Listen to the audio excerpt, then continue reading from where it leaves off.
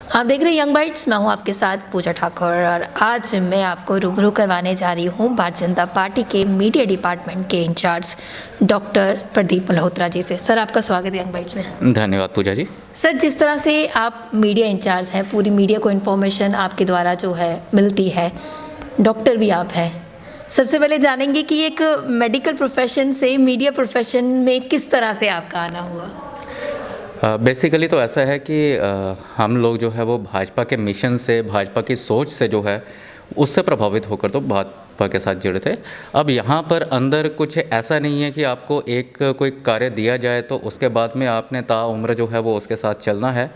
जिस प्रकार की जिम्मेवारी जो है, अगर मेरे पास पिछले 2-3 टीमों से जो है वो मीडिया को देखने के लिए, मीडिया वालों का यहाँ पर उनसे पूरा सामंजस्य स्थापित करने के लिए अगर रखी गई है, तो बस उसी के चलते हुए मीडिया विभाग में यहाँ पर मैं आ गया। रुझान किस तरह से आपका पड़ा इस तरफ? एक मेडिकल फील्ड का भी, एज ए डॉक्टर अगर बात की जाए, आप फिजियोथेरेपिस्ट भी हैं और भी कई सारे काम आप करते हैं, तो किस तरह से, मेरे को ये चीज़ समझ नहीं आ रही, क्योंकि मीडिया प्रोफेशन और एक मेडिकल प्रोफेशन दोनों ही डिफरेंट है बहुत ज़्यादा, दूर दूर तक एक दूसरे का कनेक्शन नहीं मिलता। आपका कैसे कनेक्शन जुड़ गया? नहीं, ऐसा नहीं है, ऐसा नहीं है। क्योंकि इसमें मैं आपको एक और चीज़ बता दूं कि मैं पहले एज एसोसिएट प्रोफेसर भी टीच कर चुका हूं, जो मेडिकल कॉलेजेस हैं हमारे, फिजियोथेरेपी कॉलेजेस। तो वहाँ पर लिखने का शौक़ तो हमेशा से रहा है और पहले भी आर्टिकल्स वगैरह जो है वो लिखते ही रहे हैं। शायद वही ट्रांसफरेंस ऑफ नॉलेज जो है वो प्रिंसिपल यहाँ पर भी अप्लाई हो गया कि जिस समय भाजपा से जुड़े थे तो पहले वहाँ पर कोई अगर लिखने वाली बात आती थी तो फिर बोला जाता था कि डॉक्टर प्रदीप जो है वो लिख लेंगे।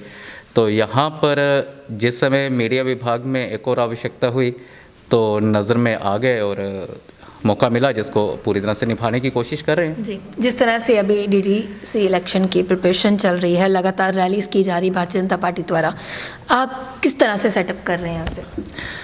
देखिए, प्राइमरीली ये जितना भी डीडीसी इलेक्शन है ये बिल्कुल ग्राउंड लेवल जो आधारित इलेक्शंस हैं। तो अगर आप ये सोचेंगे कि हम सारा कुछ यहाँ पर अंदर से एक कमरे में से बैठकर बंद कमरे में से चला लेते हैं, तो ऐसे बिल्कुल भी बात नहीं है। हमारे प्रत्येक जितने भी ज़िले हैं, जितने मंडल हैं, बूथ स्तर तक हमारी पूरी प्रॉपर टीमें बनी हुई रहती हैं। भाजपा जो है बेसिकली एक संगठन है, एक ऑर्गेनाइजेशन बेस्ड पार्टी है, जिसका कि केवल इस इलेक्शन के दौरान ही काम नहीं है, ये पूरे साल जो है हमारे सिपाही की तरह जो कार्यकर्ता है वो काम करते रहते हैं। निरंतर का एक प्रोसेस है। तो हमारे हर एक लेवल के ऊपर जो है, जैसे पॉलिटिकल टीम्स में हमारे प्रधान जी के, उनसे शुरू होकर तो वाइस प्रधान, सेक्रेटरी, इस प्रकार के रहते हैं। तो उसमें मीडिया सेक्रेटरी भी एक रहते ही हैं। तो ये पूरा सेटअप ऑलरेडी जो है डिसेंट्रलाइजेशन हुई पड़ी रहती है। तो अब जिस प्रकार कहीं पर कोई रैली होगी या कुछ भी ऐसे कोई कार्यक्रम होंगे, कोई पॉलिटिकल मीट होगी, इलेक्शन रैली होगी, तो वहाँ से ही जो है इसको पूरा कोऑर्डिनेट किया जाएगा, वहाँ से ही वहाँ प्राइमरीली काम किया जाएगा। जिसको यहाँ पर वो अच्छे ढंग से हो रहा है नहीं, वो हमारा यहाँ पर मीडिया विभाग यहाँ से करेगा। जिस मैं देखता हूँ भी लीडर्स आ रहे हैं, किस तरह की आपकी मैनेजमेंट रहती है? देखिए, मैं पहले ही बात कर चुका हूँ, हर एक विभाग जो है वो अलग से डिस्ट्रीब्यूटेड है। जो बाहर से हमारे शीर्ष नेता आ रहे हैं, स्टार कैंपेनर्स आ रहे हैं, उनके साथ जो है हमारा कोई ना कोई नेता जो है उनके साथ जुड़े हुए हैं।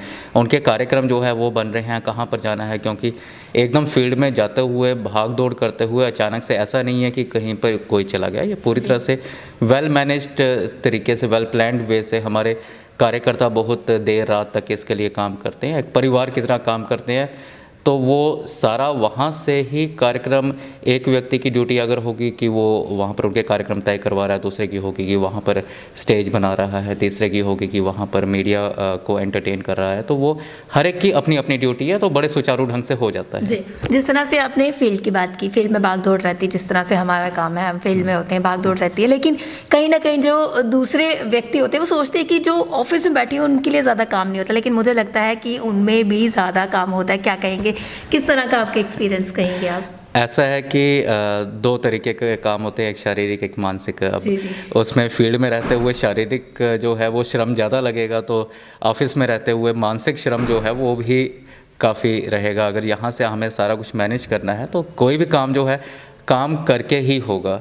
अगर हमारा कोई भी यहाँ पर कार्यकर्ता अंदर से भी काम कर रहे हैं, चाहे मैं कर रहा हूँ, चाहे बाकी और कोई कर रहे हैं, तो एक इतना ही एक पॉइंट है कि इवनली डिस्ट्रीब्यूटेड वर्क है, इवनली डिस्ट्रीब्यूटेड जॉब है, तो लेबर जो है वो किसी एक के ऊपर ना पड़े, इस प्रकार से सारा सुनियोजित ढंग से किया जाता है। जितनी भी अभी रैलीज की जा रही हैं, जितना भी हम मैनेजमेंट करते हैं, क्या लगता है कितनी कामयाब रह रही है?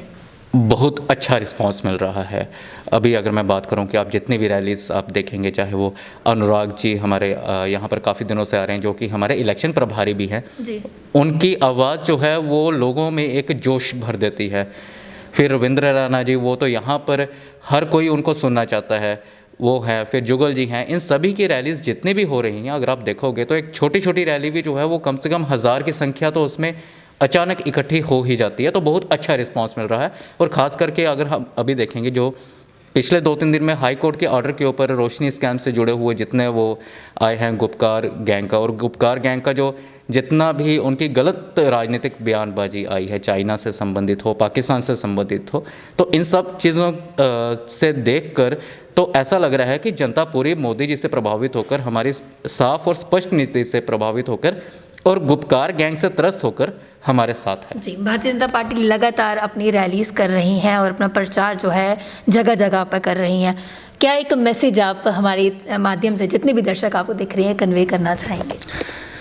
मैं एक ही चीज़ कन्वे करना चाहूँगा कि अगर हम बात करें कि आज डीडीसी चुनाव हो रहे हैं, तो इस डीडीसी चुनाव के लिए पूरी डेडिकेशन जो है वो मोदी जी से लेकर तो भाजपा का नीचे स्तर का जो कार्यकर्ता है उसने बहुत मेहनत किया है। पिछले अगर 70 वर्षों की बात करें तो डीडीसी के चुनाव नहीं हुए। लेकिन क्यों नहीं हुए? क्योंकि कोई ना कोई पीढ़ी इन्हीं गुपकार गैंग वालों की यहाँ पर सत्ता करते रही है। वो कभी भी ये नहीं चाहते थे कि पावर जो है वो एमएलएज के इनके हाथ से, एमपीज़ के हाथ से कहीं और जाए। अगर ये डीडीसी और इस प्रकार के और जो है बाकी सारे इलेक्शंस होते हैं, तो जनता को, एक आम आदमी को जाने के लिए और कुछ लोग मिल जाएंगे कि उनसे जाकर अपनी मूलभूत सेवाओं को वो जाकर अपना ले सकते हैं, उनसे बात कर सकते हैं। लेकिन ये जितने भी परिवार यहाँ पर चले हैं, इन्होंने ऐसा कभी नहीं चाहा। इन्होंने कहा कि जितनी भी चीज़ें सेंट्रल फंड्स आते हैं, कुछ भी आता है, वो ये अपने तक रखें, इनको खा जाएं, आम आदमी को कोई फ़ायदा ना हो। तो इसलिए ये ऐसे जितने भी कदम उठाए गए हैं, ये सारे भाजपा के प्रयासों से उठाए गए हैं।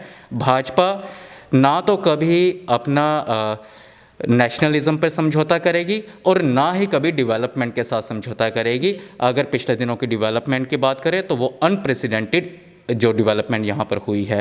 तो इसलिए पूरी तरह से जनता भी भाजपा के साथ है और बाकी भी जितने भी अगर इस समय कोई सोच रहे हैं, मन में छोटी छोटी चीज़ों का कई मोटाव हो सकते हैं, लेकिन आज भी आप सब लोगों को यही मैं कहना चाहूँगा कि भाजपा को पूरी तरह से समर्थन दे, ताकि देश में हर जगह का विकास हो, जम्मू कश्मीर का विकास हो, जम्मू कश्मीर बाकी राज्यों की तरह एक बेहतरी की तरफ और आगे बढ़े। बहुत बहुत धन्यवाद हमारे साथ जुड़ने के लिए। तो आज हमारे साथ बातचीत के लिए जुड़े थे डॉक्टर प्रदीप मल्होत्रा जी।